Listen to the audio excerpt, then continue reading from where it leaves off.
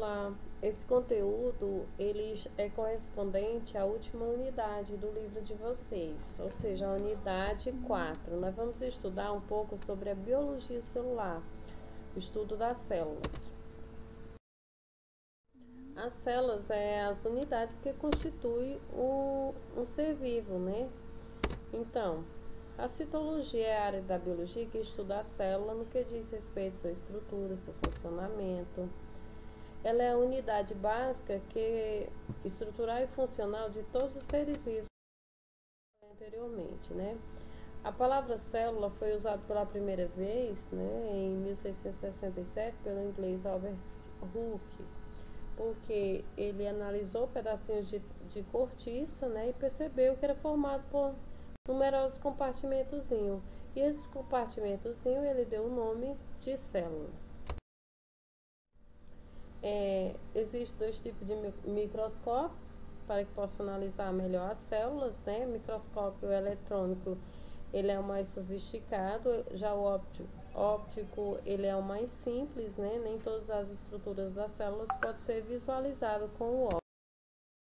Aqui nessa imagem está representando uma bactéria, né? A bactéria Escherichia coli, que é uma causadora de infecção intestinal, analisada pelo microscópio eletrônico. Existem dois tipos de células, né? Dividem em dois grupos, que são as células procariontes e eucariontes. Procariontes são as células das bactérias. Elas não possuem o núcleo, enquanto que as eucariontes são as células dos demais seres vivos, com núcleo diferenciado e todas as estruturas. As principais diferenças entre a célula procariótica e eucariótica, né? Já falei, a principal é a presença do núcleo na eucariótica e a ausência na procariótica, né? A procariótica é a mais antiga, de acordo com a evolução, foram as que primeiro surgiram, para depois surgir as eucarióticas. São todas as células cujos constituintes, as eucarióticas do núcleo, encontram-se separados do resto da célula por uma membrana nuclear. Quanto ao número de células, né, dependendo do organismo, pode variar muito. Ou tem organismos que possuem uma única célula, tipo, exemplo, bactérias, cianobactérias, algas, todos são exemplos de seres que possuem uma única célula.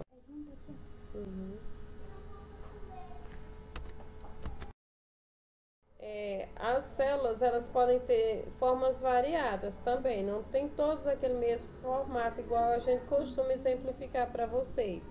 Olha só, observem aí as células do neurônio, né? Nessa quarta imagem. Ela parece mais uma estrela cadente, uma célula de uma bactéria, né?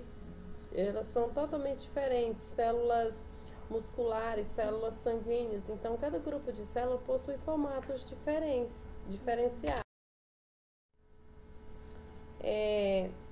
As estruturas das células eucarióticas, né? Possui três partes básicas, como foi aprendido por vocês no primário. Membrana plasmática, que é a parte que envolve toda a célula. Citoplasma, que é a região entre a membrana e o núcleo, que é a parte mais interna, que controla as atividades celulares, é onde está presente também o material genético, ou seja, o DNA e o RNA, que nós veremos a seguir. Aqui está a representação de dois tipos de células eucarióticas, que é uma célula animal e uma célula vegetal.